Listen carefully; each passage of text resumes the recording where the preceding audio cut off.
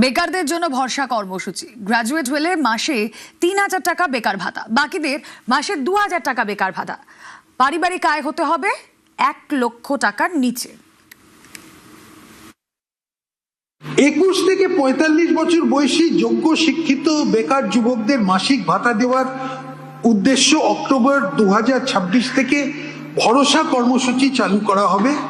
এই স্কিমে গ্র্যাজুয়েট বেকারদের জন্য ৩,০০০ টাকা, অন্যদের মাসে ২,০০০ টাকা ভাতা দেওয়া হবে।